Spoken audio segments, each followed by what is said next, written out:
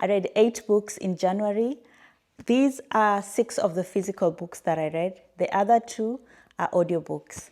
Hi, my name is Florence and welcome back to my channel where I talk about books and everything else that comes to my mind. These were my January reads. I have 2 other books that are audiobooks, so I'll just share pictures of them. Yeah, these are the books that I read in January. Please let me know which books you read in January, which ones still remain with you, which one, did you read any 5-star reads? Did you have any 5-star reads? I am lucky to have had a 5-star read. First of all, it's February, so happy Black History Month. If you celebrate Black History Month anywhere you are, happy Black History Month. I'm in Germany, so of course we celebrate it a lot. That's why you can even see I'm trying very, very much to wear everything that is Black owned or has Black faces or is just related to Black history or Black entertainment, just anything Black. Not least, who are you rooting for tonight? I'm rooting for everybody Black. Let's start. If you follow me on TikTok or on Instagram, then you've probably seen these books before. If you haven't, what are you waiting for? So please follow me there. Let's start with the first book is The Icebreaker by Hannah Grace. So this book, TikTok spoiled this book for me. TikTok, Book Talk. I got it because of Book Talk. When you go to my local library, there's a table that they have where they display books that are like trending on Book Talk. Because of course they want to be in the know and stay updated. So I saw this. I didn't really even see the reviews on Book Talk because my algorithm knows me, so it doesn't present such books. So actually I just saw it at my local library and that's why I picked it up. It is a romance book and it follows 2 young people. They're 20 or 21. I believe 21 because they can go out and have drinks. In the US, you have to be 21 to do that. And they're in they're in the university, in college. They're in college. So there's Anastasia and Nate, yeah, he's called Nate Hawkins. I believe he's called Nathaniel.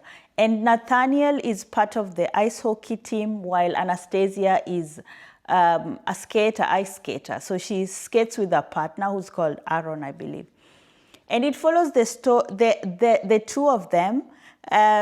It's supposed to be like an enemies to lovers kind of trope. They were not really enemies. I did not see them being enemies at the beginning. They didn't know each other. If you don't know one another, you can't really claim that you're enemies. You just don't know the other person. So I didn't get that much. But just from Book Talk, and there was also like a controversy about some book content creator who went crazy about a ice hockey player, and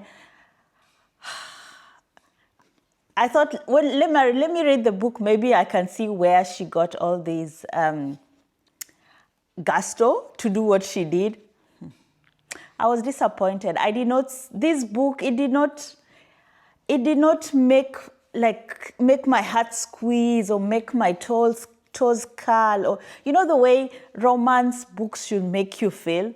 I did not get it. I don't know, maybe because they're in college. It just felt bare, like nothing new, nothing really interesting. I was just disappointed. It is just another romance book, nothing new. Maybe there was a bit about trigger warning ED in the book that was introduced by the character Anastasia because her partner kept on actually bullying her, that she's gained weight and she's gotten heavy. But so she was worried about her eating habits weren't the best. So Nathan helped her with that. But I wish she had gone deeper into that, you know. I don't know. no. Felt really, really disappointed by this book. I probably will give it a 2.5 if I can figure out how to give points. Because on Goodreads, I can only do full. How does someone do 0.5, 0.5? It doesn't deserve a 3. To me, it deserves a 2.5. A 2 is a bit too much, too little. So I would give it a 2.5. Very, very disappointed. The next book that I absolutely love, as you can see, is Pachinko by Min Jin Lee.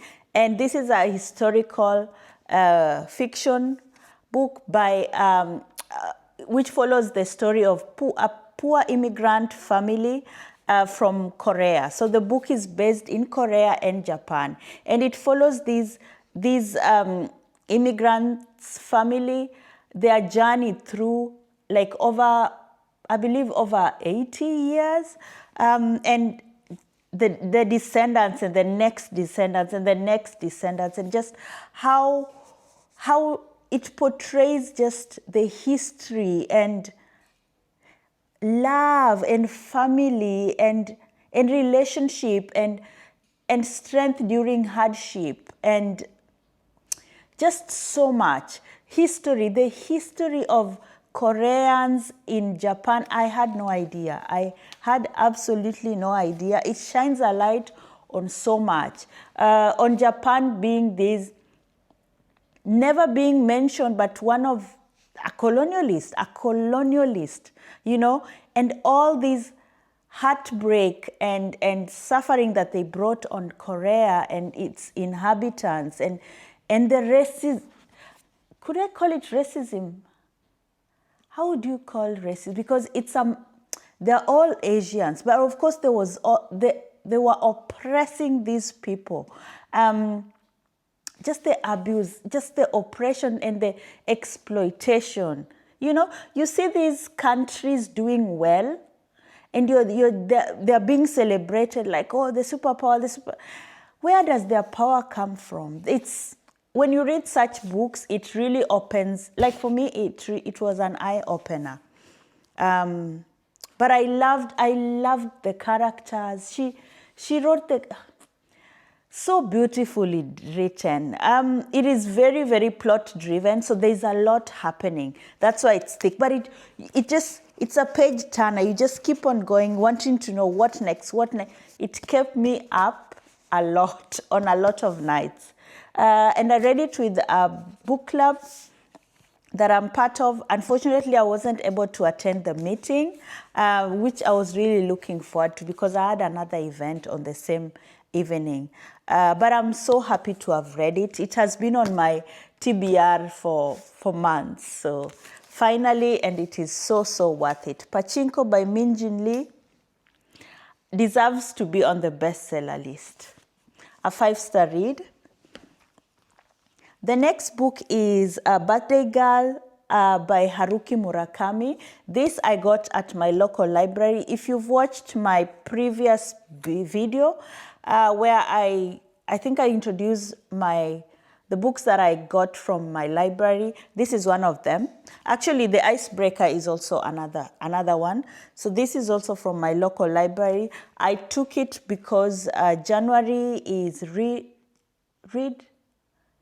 Japan in January, which is a reading challenge where you read a book by a Japanese author. So this was my pick, Haruki Murakami.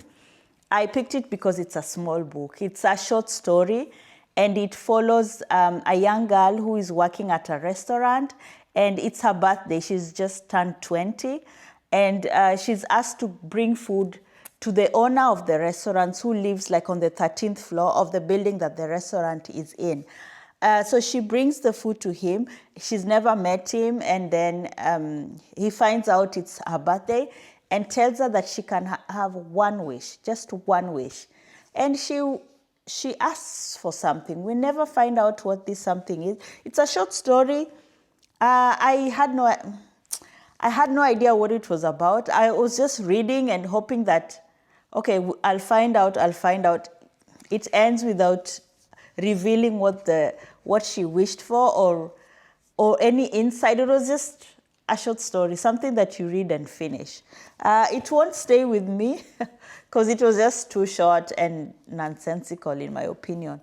But it had beautiful illustrations, and it's short, and it made me check out, or what do you say? Clear out, or like cross off something that I read a book by a Japanese author in January. So that is this. I would probably give it a 3. Yeah, a 3, because I didn't expect much from it, and it also didn't give me much. So yeah, I'll give it a 3. Yeah. The next book is The One Who Holds Me by Joan Mbola. And this was also a book club pick. It's a Christian theme romance story between two black characters. One is of Nigerian and one is of Ghanaian descent, and they meet when they're in college. And it's a second chance romance. So something happens, and then they break up, and then they meet again, and they pick up from where they left off. We find out why they broke up towards, in the middle of the book. This book was absolutely boring. So boring. I was so disappointed by this. I struggled to finish it. It's a book I should probably I could have DNF'd it. If it wasn't a book club pick, I would have DNF'd it. It's just terribly written. The plot is terrible. The characters are just, no. This is one of, like, a disappointing read already in January. I was so disappointed and sad about it. And even in the book club discussion, we almost all agreed that it was a terrible book. So I wouldn't recommend this. I'd probably give it a 2-star because it's by an independent author. And I saw that she's even doing offering a master's course, like a course in creative writing. I don't know, that just doesn't sit right with me because her writing is not the best. I don't think she should be teaching people how to write. No, this was a disappointing read for me. The next book that I loved is Intermezzo by Sally Rooney. I have been wanting to read this book, but I was like, take your time. I didn't want to rush because it has been hyped and hyped and hyped. And sometimes you can never tell if the book is that good, that's why it's being hyped, or if the publisher has put in a lot of money in the marketing, you know? So I was just like, take your time.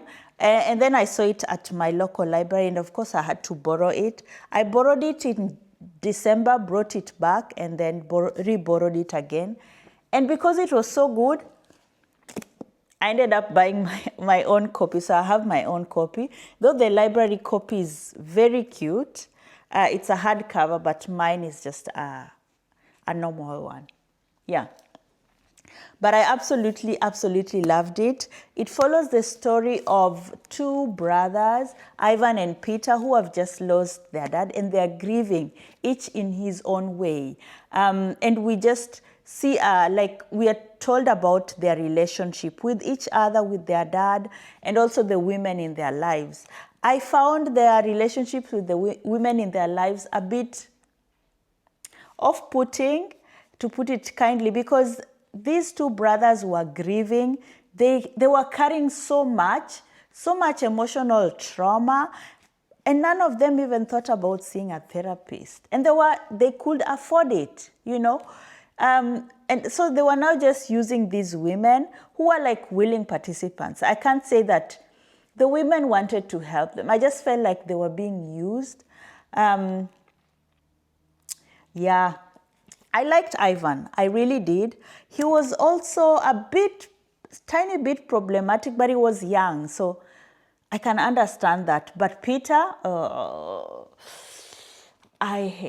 I didn't like Peter. I didn't like Peter's character. He was a user. He didn't take accountability for his wrong deeds. He didn't apologize. It took him time to apologize. He could speak really, really nasty things to his loved ones. But of course, later he kind of changed his ways and acknowledged all his wrongdoings. But it's a book that is, Sally Rooney wrote, she uses a lot of words, especially to explain the feelings of the characters, which I loved. You are in a character's head for hours and hours and hours. So it feels like you get to know them. So by the time you are like ending the book, you're like, oh, I won't see them again. I won't see them again, when you end the book. So I loved it. I really, really enjoyed Intermezzo. Definitely, would I say I'm caught in between giving it a 4.5 and a 4. And I don't know, I will decide. Check out my Goodreads to see the rating that I give it. The next book that I also really, really loved is Destined to Witness, Growing Up Black in Nazi Germany by Hans-Jürgen Massaquet. Someone recommended this book on TikTok to me. And I don't know why I waited so long to read it, to get it and read it. And I loved it. I love this book. We follow it's a memoir, so it's a non-fiction book by Hans-Jürgen Massaquet, who was born in Germany to a German mother and a Liberian father. And his grandfather, his Liberian grandfather, was actually an envoy from Liberia who was stationed here in Hamburg. It's based in Hamburg, so that's why I also love it. And his dad was a student in the UK, I believe. So when he came, he met his mom, who was a nurse at Universität Eppendorf, Krankenhaus. It's a hospital here in Hamburg. And they fell in love, and then he was born. And that is just shortly after his dad and grandfather moved back to Liberia. And his mom decided that they stay here in Germany. And shortly after, that's when the Nazi took over the governance of Germany. So you can just imagine what kind of life he went through. But I really, really loved how he tells his story. If you loved Born a Crime by Trevor Noah, that's his style of writing. He uses a lot of humor to make this book palatable. He writes in a very humorful way. It's you feel him, you feel his distress, but also he makes you laugh. I loved his mom. His mom was an amazing and empathic, a woman full of empathy. And she used so many amazing German sayings, to encourage him. She did a good job raising him up. She was a really wonderful woman. The dad was trash. The Liberian dad was trash. But I'm glad I don't want to spoil the book. Read it because it just opens your eyes to just what was going on back then. That, we always know about the Holocaust and the victims, especially being Jewish, but less is talked about other people who were also persecuted by the Nazi Germany around that time. And as a black boy, he bore the brunt. He bore the brunt of a lot. And yeah, he comes out triumphant, which I really, really loved. He lived a really, really full life, a really full life, and I'm just happy that I got to read the book. And I even went and found where did I not know I know the street. I pass by the street every day, and it's been named after him. Had no idea. So I went to the street and just looked at it and read it and took some photos of it and just appreciated being here right now, and especially now that the world is in chaos. There's an upcoming elections in Germany, and there's just an increase in right-wing politics that is a bit scary. That is really scary. So it's just good that I was able to read this book right now. It reminds me of that I need to use my power and my right to vote and my voice to speak up against such things. A very, very inspiring book. Yeah. And then the next, which I have on my phone, is the next book that I read was Even Though I Knew the End by C.L. Polk. I will put it somewhere here or here. And it is a romantasy, a sapphic romantasy that I got on Audible. Yeah. It's, I think I was part of a non-binary book club where we read books by non-binary authors or books that have non-binary characters. So that's what I picked up. And it follows a woman, a young woman. I'm not so sure which city she's from. Was it San Francisco? I can't remember. But somewhere in the US, and she's a detective. So she's been given this job, to try and find out there's someone running around causing harm to people. And she's been given a job to try and solve this mystery. And on one hand, she's happy to do this. She loves this kind of contracts, and on the other hand, she has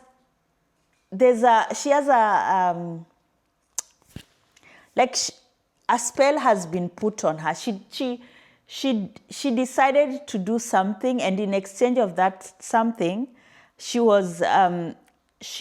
sacrificed her life. So she has a limited time to live, And of course, she's also in a relationship. She's romantically involved with a woman, which is also, of course, not allowed. That is because the book is set I believe, in the 1930s.